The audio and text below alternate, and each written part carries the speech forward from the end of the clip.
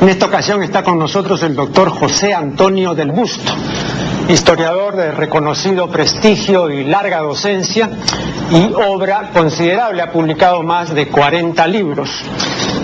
El doctor del Busto es uno de los mayores especialistas en Pizarro, si no el mayor. De los varios libros que ha dedicado a Pizarro, que mostré la vez anterior y tengo aquí entre manos en 2 tomos, es sin duda el más importante. Y bueno, vamos a conversar sobre la figura de Pizarro en particular y en general sobre algunos aspectos relacionados con la conquista. Para entrar en materia, permítanme, distinguido amigo, un recuerdo personal. En la década de 1950 yo fui alumno de Raúl Porras. Este solía pedir a los alumnos una monografía histórica, ¿no? De libre elección el tema, aun cuando también el tema podía ser sugerido o propuesto por el mismo catedrático, y ese fue mi caso.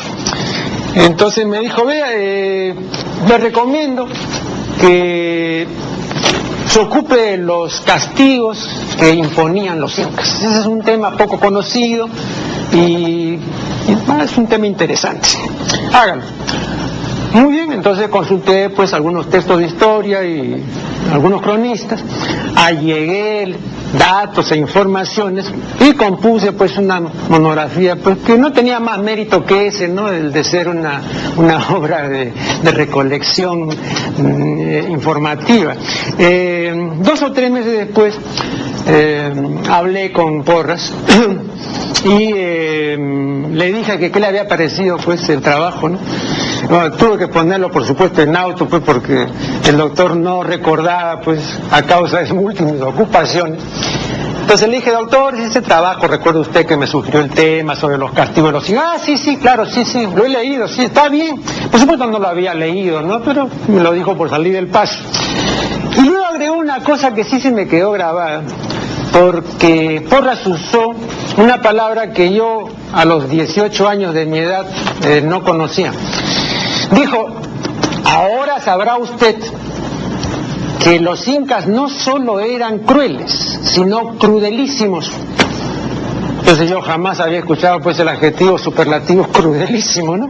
Por eso se me quedó grabado esto. Bueno, como usted sabe, en 1960 murió Porras y 18 años después se publicó el Pizarro de Porras, ¿no? Bueno, entonces yo compré inmediatamente mi ejemplar y me enfrasqué pues en la lectura de esta obra voluminosa que tiene alrededor de 700 páginas.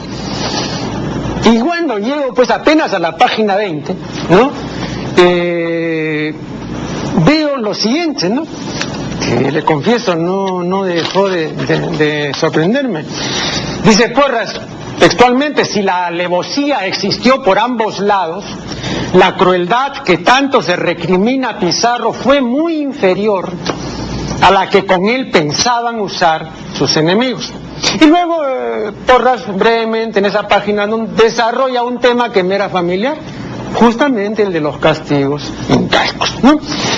Bueno, y finalmente se expresa de la siguiente manera. Bueno, por supuesto, al hablar de estos castigos, ¿no? Dice que los incas fabricaban pues tambores con el pellejo de sus víctimas y que con el cráneo de estas, desembarazado el cráneo de la más encefálica, bebían en él chicha. Entonces el cuadro era tétrico, ¿no?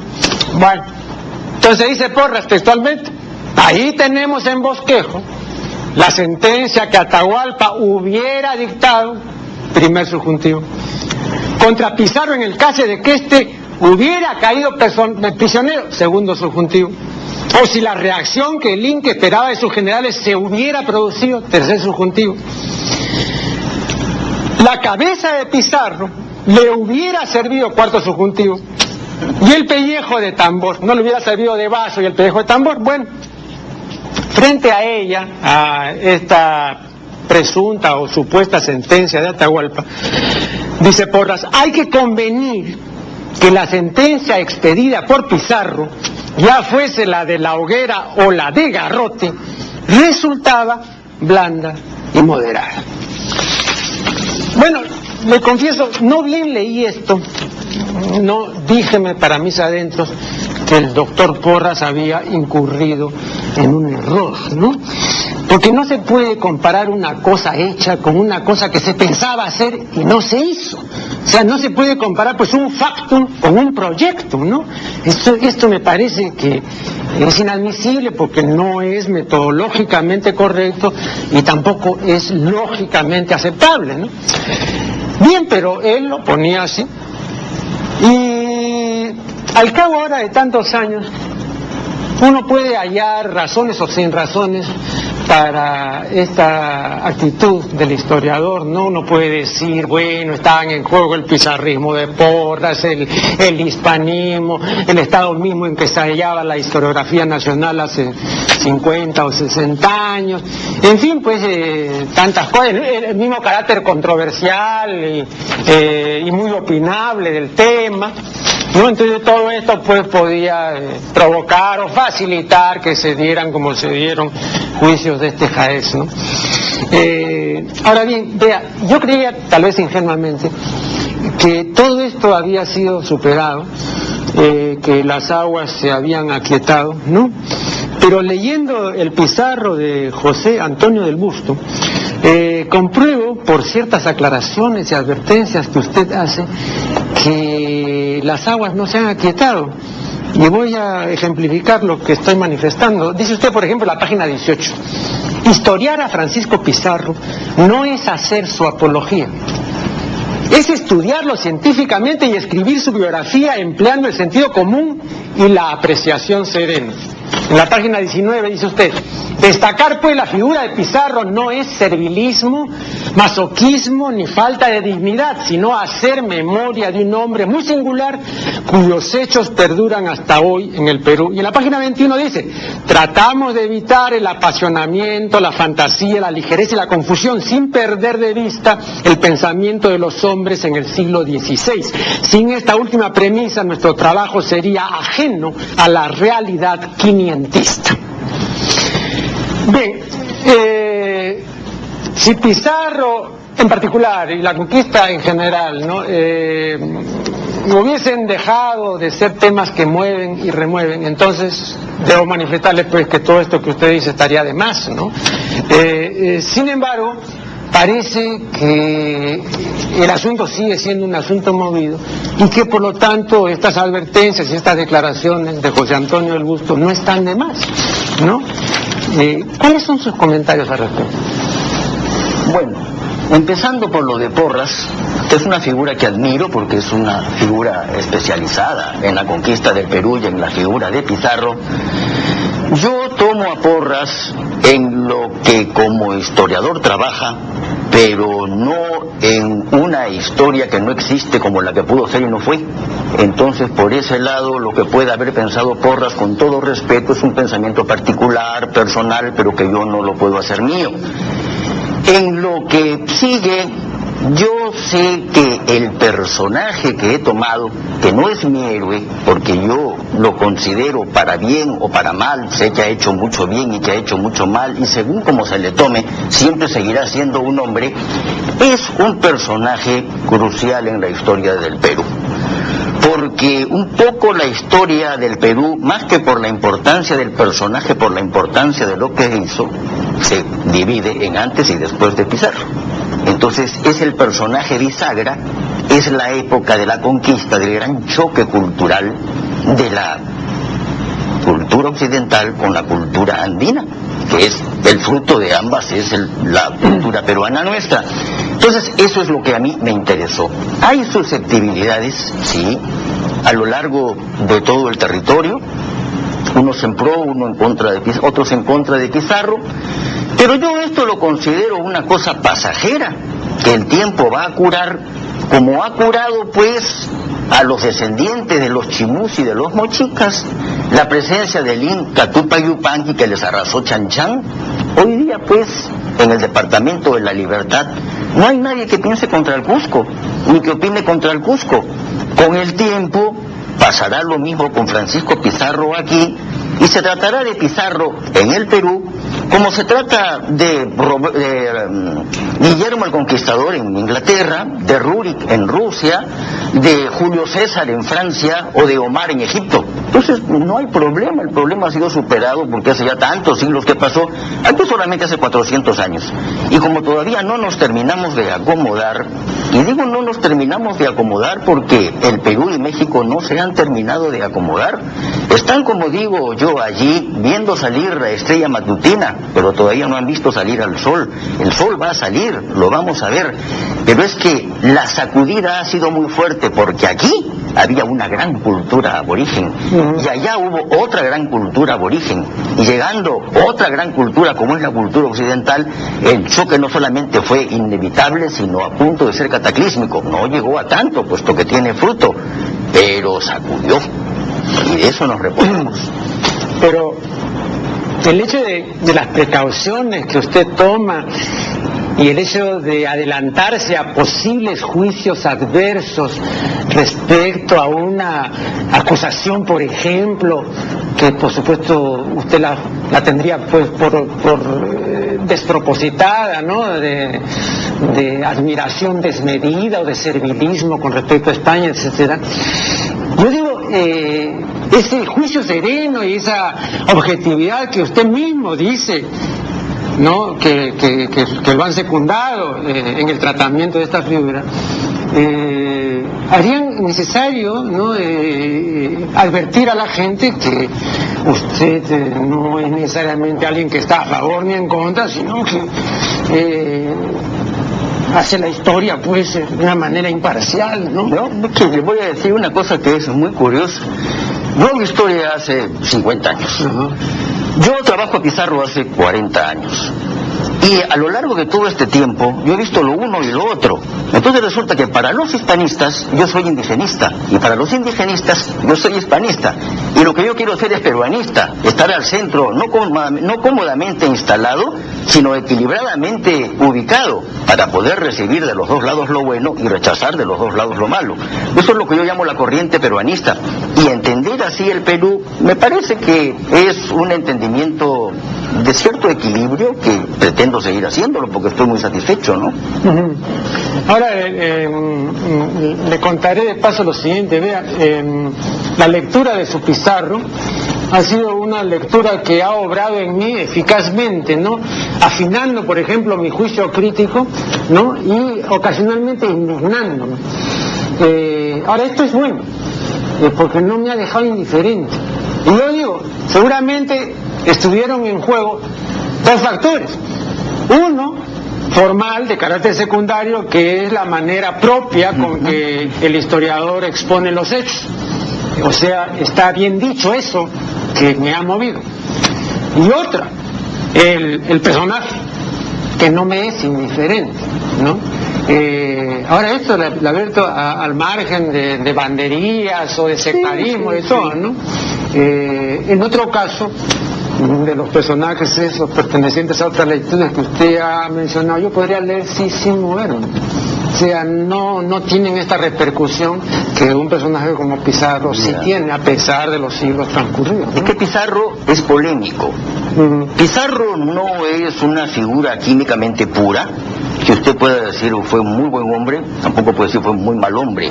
No fue un ángel ni un demonio, fue un hombre, eso sí, y como hombre tuvo momentos malos y momentos buenos. Hizo mucho daño e hizo mucho bien, sopesando lo que ha ocurrido, no juzgando la conquista, sino sopesando los frutos. Entonces, yo creo que la figura de Pizarro, no digo yo que es invalorable, sino que es insustituible, porque cumple una función muy importante para el Perú moderno que empieza a existir con él. No es el fundador de la nación, porque quien funda la nación peruana es el pueblo peruano. Para fundar se requiere, pues, voluntad. Y Pizarro no tuvo intención de fundar la nación peruana, ¿no? Sí. Vamos a hacer acá un primer corte y luego retomaremos esta conversación con José Antonio del Busto. Como por razones de tiempo no podemos desenvolver este asunto de manera cronológica, vamos a espigar pues algunos puntos esenciales. Por ejemplo, el episodio militar de Cajamarca. Usted dice que esto se explica en gran medida por el factor sorpresa, ¿no? ¿Podría brevemente exponer esto? Para mí, el factor sorpresa es lo principal en Cajamarca. Sin la sorpresa, el resultado habría sido otro, desconocido, pero otro, no el mismo. Y claro está, la sorpresa, eso sí, la utiliza Pizarro. Y creo yo que es mérito de Pizarro el utilizar esta sorpresa. Atahualpa no está preparado para la sorpresa. Él quiere dar la sorpresa, pero antes la da Pizarro. Y entonces él resulta el sorprendido y Pizarro el sorprendedor. Pero una observación. En primer lugar, había una desproporción numérica extraordinaria, ¿no? Eran 7.000 indios guerreros y eran 165. Entonces, la desproporción es de 42-1 para comenzar, ¿no? Luego tengo entendido que estos 7.000 fueron desarmados. No, que la sorpresa que podrían dar sería una sorpresa de qué, de agarrarlos manualmente. Así es. Algo de este orden. Bueno, luego, aquí hay otro asunto, ¿no? Cuando el día anterior van los capitanes a Puntumarca, ¿no? Donde estaba el Inca y donde había un enorme campamento, ¿no? Después de muchos requerimientos y de no escasa instancia, sale Atahualpa, ¿no? Y entre otros estaba ahí Hernando de Soto. Entonces Hernando de Soto, supongo yo que para ver si se asustaba el Inca, ¿no? Se acerca pues prácticamente a medio metro o algo así y hace una serie de cabriolas con el caballo y todo, ¿no? Y el Inca inmutable, no pestañó. Hubo sí, según refieren las crónicas, indios que se asustaron, muy bien, pero la cabeza visible no se asustó y siempre es el que da el ejemplo, ¿no? Muy bien. Según cuentan también las cronistas, a aquellos que se asustaron, Atahualpa los mandó matar para que el resto vea que no hay que asustarse ante los caballos. Muy bien, entonces pues que les iba de escarmiento. Entonces había este antecedente, ¿eh? Entonces, en primer lugar, Atahualpa no se asustó, porque ¿cuál fue el factor sorpresa en Cajamarca? Los caballos y las armas. Muchas cosas. No, pero por ejemplo, básicamente esas dos. Las armas no, los caballos de repente sí, pero son varios los elementos. Por ejemplo, en primer lugar está lo inesperado, que es la esencia de la sorpresa. En segundo lugar están los caballos, que es la fuerza desconocida. En tercer lugar están las armas de fuego, que aunque no son muchas hacen ruido. Estoy hablando de la artillería. No me ocupo de la arcabucería porque eran 3 arcabuces, que es muy poco. Además son unas explosiones enteramente opacas, bajas, que no creo que hayan hecho más ruido que daño. Y después está la misma presencia de los soldados que salen voceando y gritando aquello de Santiago, Santiago, Santiago y a ello. Entonces, los caballos con los petrales llenos de cascabeles y de campanillas, golpeando el suelo con los herrajes. Todo, en fin, colabora a que esta gente que esperaba tomar a manos a los españoles no puedan explicarse qué cosa es lo que está ocurriendo. Y eso es lo que aprovechan los españoles para atacar con tácticas especiales, conocidas, ¿no? Pero especiales para este caso, que era del martillo, que es ir por el centro y ocasionar el hundimiento de la masa. Entonces se rebalsa por los costados. Ahí es cuando ataca Belalcázar y Hernando Pizarro por los costados, retrocede Soto y empuja, y de este modo los indios se van matando entre ellos. Yo tengo, y en otras oportunidades he hablado mucho, de repente no sería viable repetirlo aquí, lo que sucedió en la tragedia del estadio, ¿no? Que unos pocos policías contra miles de personas. Claro, y usted también lo dice en su libro, ¿no? Sí. En esta tragedia de 1964, ya dentro de un par de años serán 40 años. Pero, y me parece muy, muy oportuno que usted haya mencionado esto. Y yo le voy a decir lo siguiente.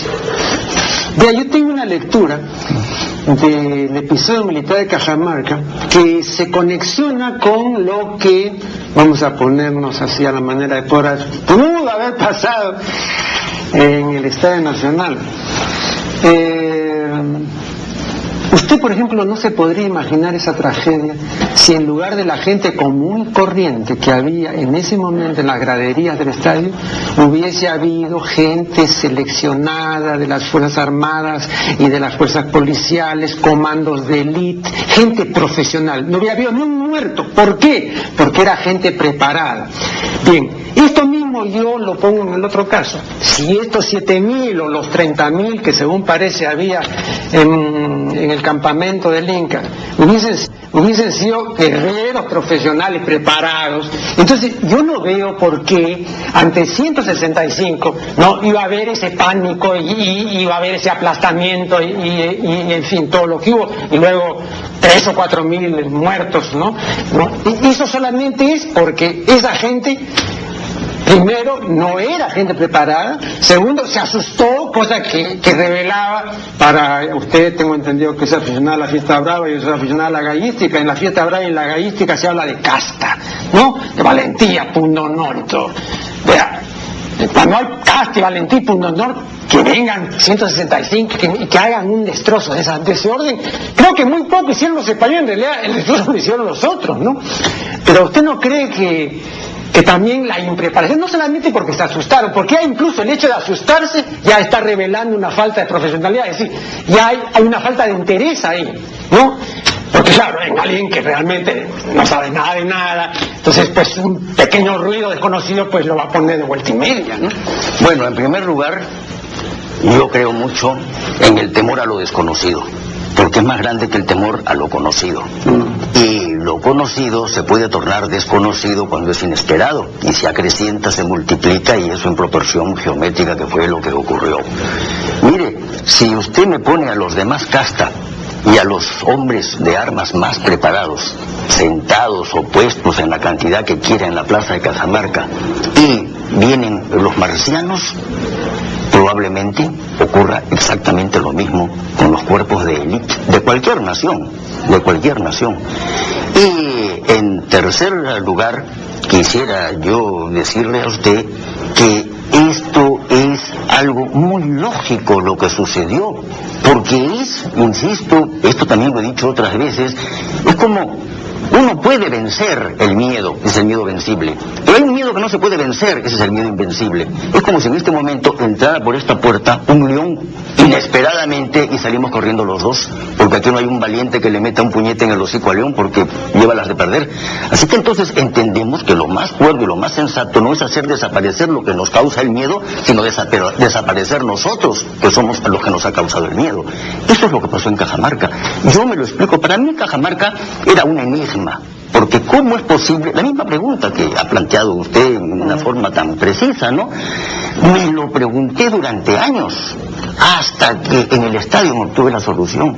Desde antes iba yo madurando un poco el camino, pero cuando llegué ya mi objetivo fue en el estadio. Entonces me lo expliqué todo, y digo, y eso puede volver a suceder, si se dan unas condiciones parecidas, con gente de hoy, del mejor ejército que hay en el mundo, y es que llegan los marcianos, o los más preparados que le suelten un león en un lugar cerrado. Entonces se acabaron los valientes. Pero vea, también aquí hay una cuestión de perspicacia y de olfato, ¿no?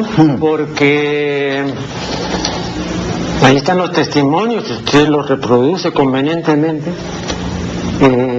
La gente de Pizarro se moría de miedo. Así es. Tenía incontinencia urinaria, cámaras mayores, etcétera. Entonces era una situación que pudo haber sido, bueno, no sé si había pues psicólogos entre la gente del lugar, ¿no? Pero cualquiera pues, Nietzsche decía, yo tengo mi genio en la nariz, decía, yo me huelo las cosas. El enemigo pudo haber olido que estos señores en realidad se estaban muriendo de miedo, ¿no? Entonces este hubiese sido, digamos, un apoyo formidable, porque uno sabe si el miedo no se puede ocultar. Por ejemplo, eso mismo de que se estaban orinando, no se puede ocultar, pues, ¿no? ¿Cómo no se dieron cuenta eso de eso? Sí. ¿Me permite usted, doctor? Lo que pasa es que este miedo de los españoles fue privado, fue oculto, fue secreto. Y entonces en la oscuridad de la noche esto fue lo que sucedió. No hubo testigos, de ellos no salió el asunto. Pero en cambio, al día siguiente, ellos son los que irrumpen con este pensamiento.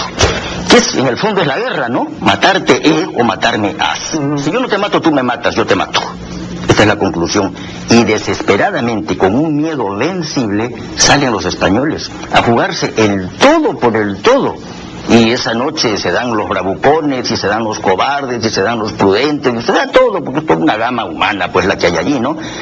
Y por el otro lado, creo yo que hubo una gran indiferencia. No olieron lo que podía suceder. Estaban tan creídos que ellos iban a obtener así a manos a los españoles, que hasta las cuerdas las tenían listas para amarrarlos, ¿no? Lo que iban a hacer después con él, pues un misterio. Podía ser una cosa harto cruel, como de repente harto humillante, y no llegar al derramamiento de sangre. No se sabe, ¿no? Eso es hablar una vez más de lo que pudo ser y no fue. Pero que eso sucedió en Cajamarca, hasta donde yo soy a la distancia, en el tiempo testigo, eso es lo que me consta, ¿no? Bien, una nueva pausa y luego volveremos con esta conversación. Usted dice que el factor sorpresa fue determinante. Sin embargo, dice también,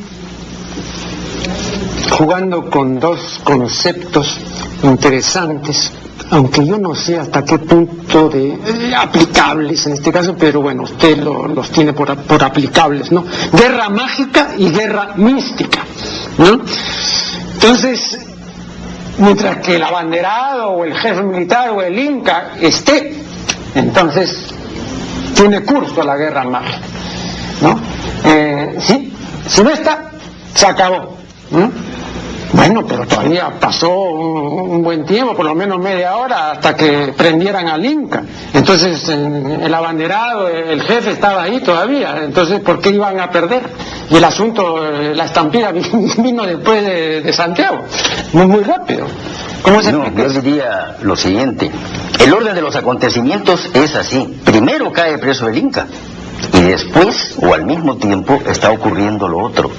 Se aprovecha la sorpresa, se aprovecha el desbarajuste, y Pizarro sale con 25 hombres de la Maruguasi y se dirige rectamente hacia donde está el Inca, en su rampa, en su litera.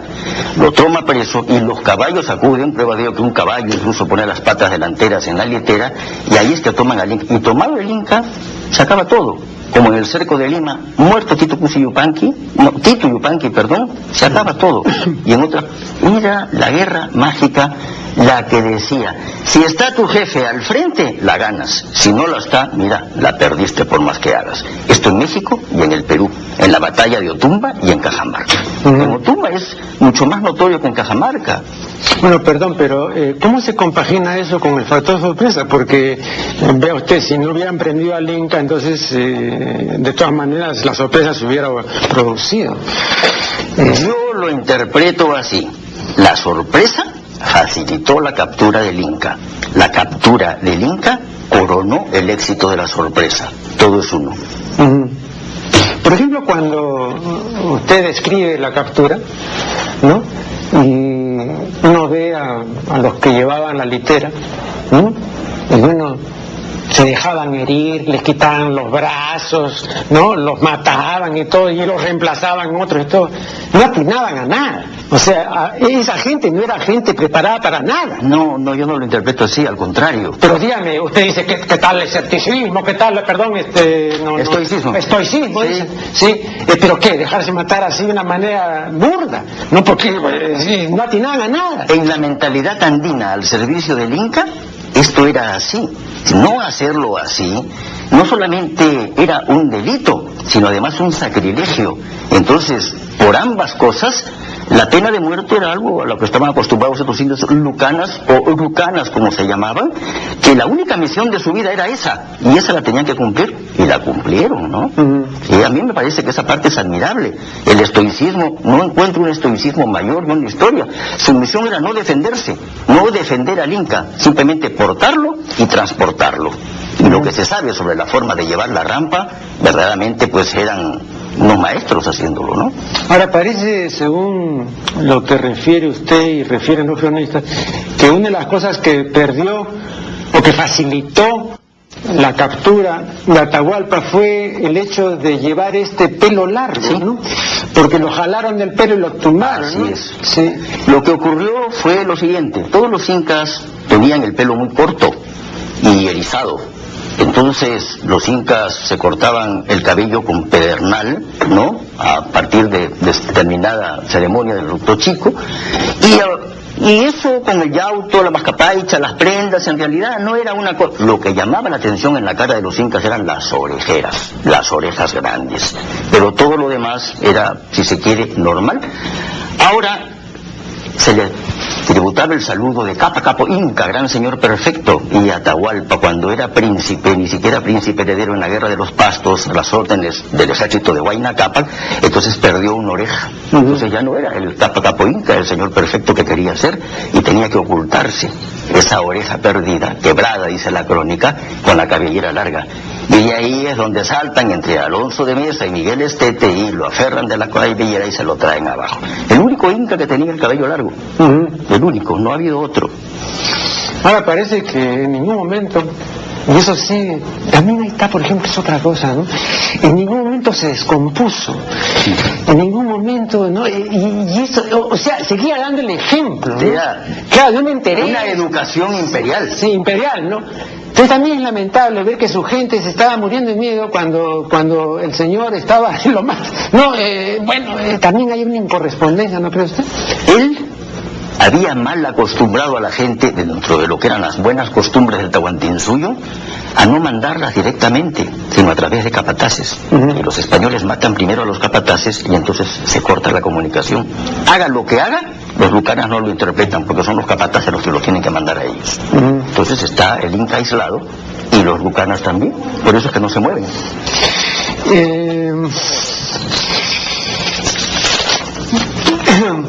Después aquí hay algo que quisiera que me explique.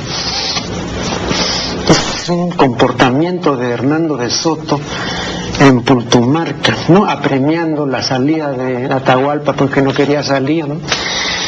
Y entonces le ordena al intérprete Hernando Pizarros. Ya, sí. Entonces Martinillo que no, dile que salga, ¿no? Como no salía, entonces dice, decirle al perro que salga. Bien, yo pregunto, porque a mí me sorprendieron estas exclamaciones insultativas, estas bravatas, estas bravuconadas, ¿son realmente así? ¿Fueron realmente así o son evidentes añadidos, son interpolaciones? No. Porque ¿sí fueron realmente así o son evidentes añadidos, son interpolaciones? No. Porque le voy a decir una cosa, ¿no? Porque a mí me parece que un capitán, que un profesional de la guerra, no puede proferir estas torpezas, porque uno, en ese momento por lo menos todavía no sabían qué reacción podía tener el perro, ¿no? El idólatra, o en fin, como se le quiera decir. De modo que había que más bien tener cierta prudencia, había que, ¿no? Medir las palabras, pero no lanzarse así, ¿no? ¿Cuál es la explicación? Eso es lo que se nos ocurriría a nosotros con una educación entre cortesana y cívica. Militarmente daba muy buen resultado el llamar perro al enemigo. Atahualpa llamaba perros a los tayanes, de manera que también el inca usaba esta expresión. Pero sobre todo Hernando venía de un siglo XV, a pesar de que había nacido en el XVI, venía de un siglo XV español, donde se le decía perro cristiano, perro judío, perro moro, y el apóstrofe canino que se llama era una cosa usual, como decir nosotros una palabrota. Entonces, eso era parte del vocabulario militar. No está claro que Martinillo lo haya traducido así, pero es muy probable que, acostumbrado a traducir las cosas como se las decían y no como él las interpretara, hubiera dicho eso. Que el inca, al sentirse llamar perro, hubiera sufrido una reacción muy especial, pero el inca era un señor, ¿no? Entonces, como trata Hernando Pizarro, lo hace con la punta del pie y ni siquiera lo mira, y solamente al final levanta así la cara como para mirarlo, para encomendarle una misión contra los caciques del río de Suricará. Así que yo creo que el señor y el dueño de la situación en Pultumarca fue Atahualpa, y los otros llegaron desconcertados a contar lo que contaron, y por eso pasó esa noche de San Eugenio lo que pasó en secreto, ¿no?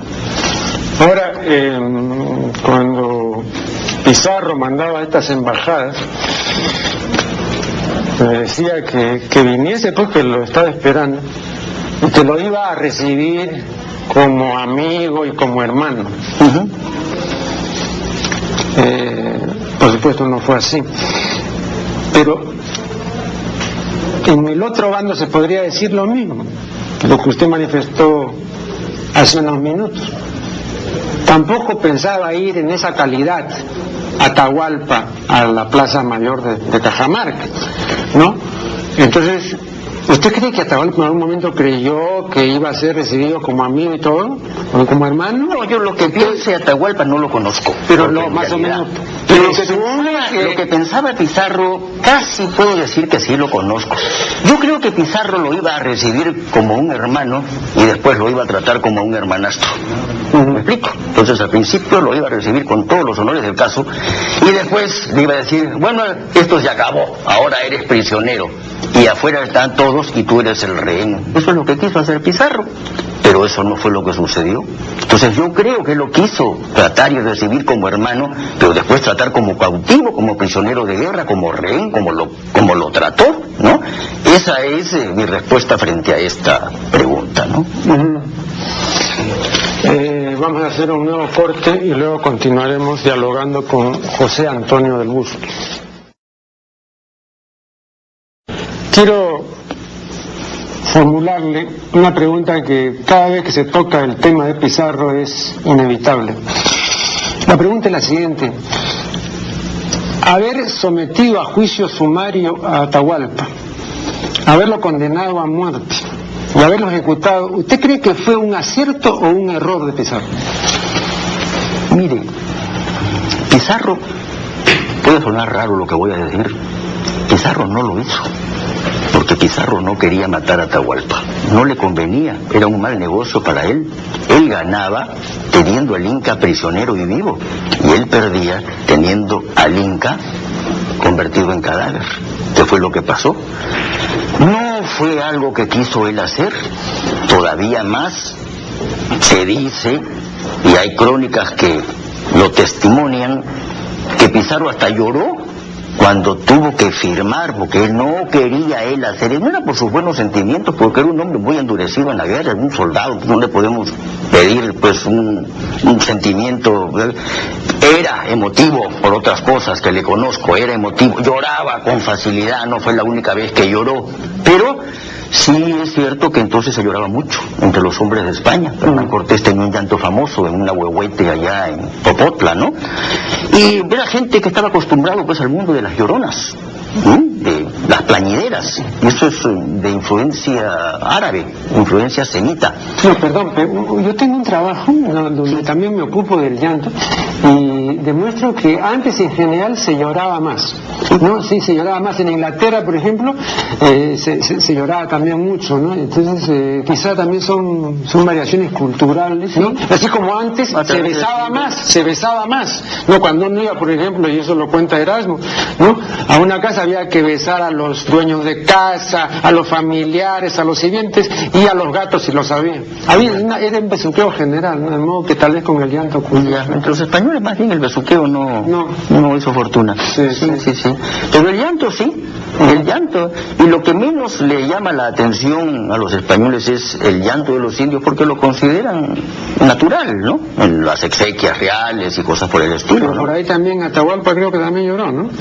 Atahualpa llora, pero yo tengo al llanto indio siempre bajo estudio y reserva, porque hay un llanto que es artificial, hay un llanto que es fingido, es el que se observa todavía en todas las procesiones, en todas las procesiones del Cusco. Las mujeres lloran, se limpian unas lágrimas inexistentes y se las secan en el anaco, se las secan en la pollera, y es el hecho ritual de llorar. Entonces eso es un llanto artificial, honesto, sincero, lo reconozco, pero propio de su cultura, ¿no? Sin embargo no es el que es por efusión de lágrimas. O sea que Atahualpa llora eso porque Atahualpa era un gran político, le daba vueltas a Pizarro en ese sentido, ¿no? Pizarro lo que tenía es que era un gran soldado desde el punto de vista de la milicia indiana. En Europa seguramente Pizarro hubiera fracasado. Bueno, ¿y qué cosa fue lo que aceleró esta decisión de ejecutar y de matar pues a Almagro, Alonso de Riquelme Antonio Navarro, Fray Vicente de Valverde, Felipillo, el curaca de Cajamarca, los curacas huancas, todos los indios huascaristas. Entonces no fue solamente una persona, fue toda una tendencia detrás o delante de la cual andaba la hueste almagrista que quería matar a Atahualpa para luego empezar una nueva cuenta y efectuar el reparto del botín, porque hasta entonces no iban a recibir un maravedí debido a que no habían participado en la captura del Inca, y ese rescate era a raíz de la captura de Atahualpa. Claro. Entonces ese era el interés de ellos, ¿no? Vea, en un artículo que usted ha escrito para la Enciclopedia Ilustrada del Perú de Tauro en esta nueva edición, un artículo dedicado a Pizarro, usted dice que haber decretado la muerte, haber muerto al Inca, no solo fue un error, no dice usted un gran error, ¿sí? ¿No? Entonces, el error existió, ¿no? Y fue por consideraciones crematísticas. No, fue por votos. Por votos. Votaron y se decidió la muerte.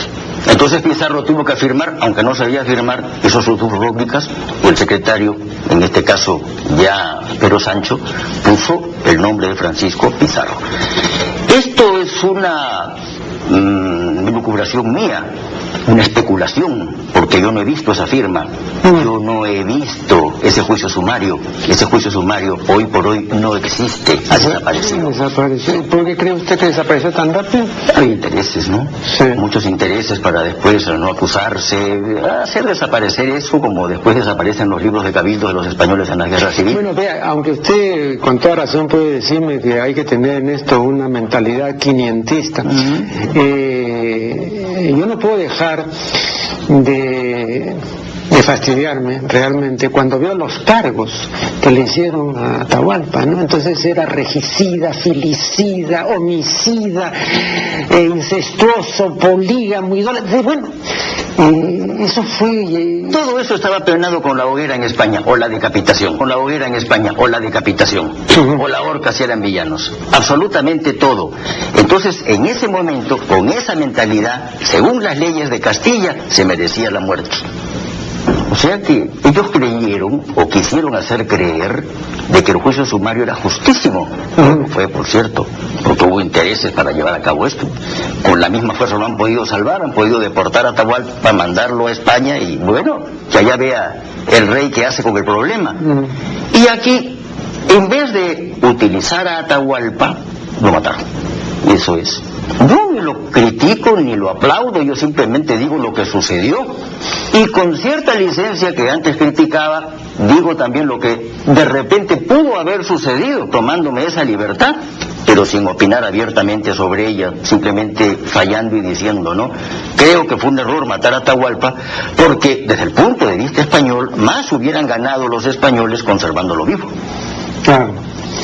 Pero ahora a la distancia, después de tantos siglos, el sentir común de las gentes juzga que esa muerte fue completamente arbitraria y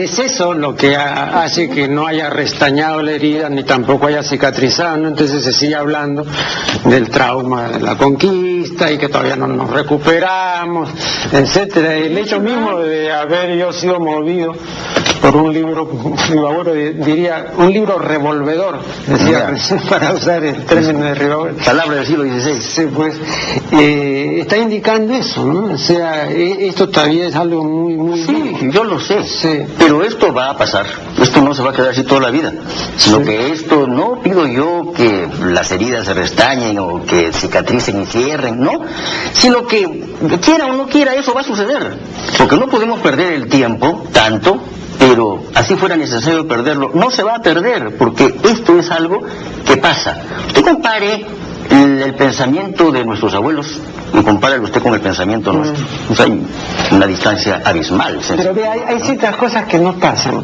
Le voy a mencionar algo bien concreto, que usted por supuesto conoce. Al día siguiente del episodio de Cajamarca, o sea, el 17 de noviembre, ¿no? se dirigen los españoles al campamento de Pultumarca y comienza el saqueo. Así es. O sea, al día siguiente. Entonces, cuando usted dice, señores, atención, Pizarro no es un civilizador, es un conquistador, es un hombre de botín. Así es. Vino a saquear. Ahora, aquí el reproche ahora, ¿no? Es el reproche también del saqueo, no solamente del abuso, ¿no? Entonces, yo creo que eso sí vale, doctor del Busto, ¿no? Decir, bueno, estos señores al día siguiente ya comenzaron a saquear, ¿no? Ya. Yo le voy a presentar a usted el otro lado de la medalla, sin ponerme del otro lado. ¿Usted cree que los incas, cuando conquistaban, no saqueaban al día siguiente, si es que no saqueaban ese mismo día? La guerra es la guerra. En la guerra no hay buenos ni malos, todos somos malos. Sí, no, está bien, pues, pero estos vinieron de fuera, ¿no? O sea, nosotros estaban aquí, ¿no? Bueno, entonces eran gente de casa, digámoslo así, sí. Aun cuando no pudiéramos todavía hablar de peruanidad ni nada por el estilo, ¿no? Entonces hay una diferencia, creo yo. No al que viene de fuera se le juzga intruso, alienígena, foráneo, lo que usted quiera. No es lo mismo. No es lo mismo, pero yo le diré que eran tan diferentes los hombres de la costa a los hombres de la sierra, que casi podía yo decir que eso era así, que vinieran de afuera. Era un hecho un poco accidental, ocasional. El que fueran quienes fueron, eso fue ya más esencial, más definitivo. Pero en el fondo ya estas son casi exquisiteces o preciosismos que pensamos a la distancia 400 años después. Pero entonces la guerra, y se entra a lo que salga, a matarte o matarme porque esa es la guerra. Ahora, ya que usted menciona esto, habida cuenta de no disponer de muchos minutos, quiero manifestar lo siguiente. Vea, yo tengo un trabajito por ahí que se titula Muerte y Valentía. Bueno, y en forma sucinta menciono el acabamiento de una serie de personajes que supieron terminar. Hay muchos personajes que no han sabido terminar, por ejemplo Mussolini no supo terminar, pero Pizarro sí, y entonces murió valientemente. Calcuchímac sí, murió valientemente. Ahora, yo no he incluido la muerte de Atahualpa, ¿no? Me parece que es una muerte... Murió engañadamente. Ya, pero además deslucidamente, ¿no? Opacamente, ¿no? Opacamente, ¿no?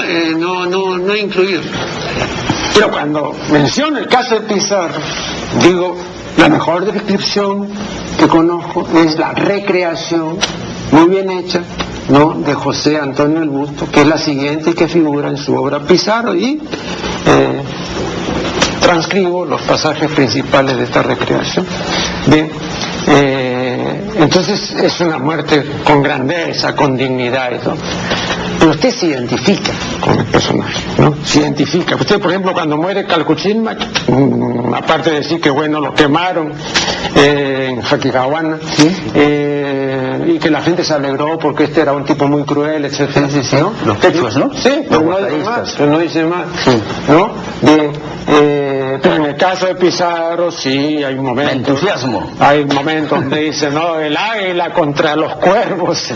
El águila es Pizarro, por supuesto, ¿no? Ahora, esta es una licencia que tiene el historiador. Es probable y en mi caso sincero. Es así. ¿Por qué?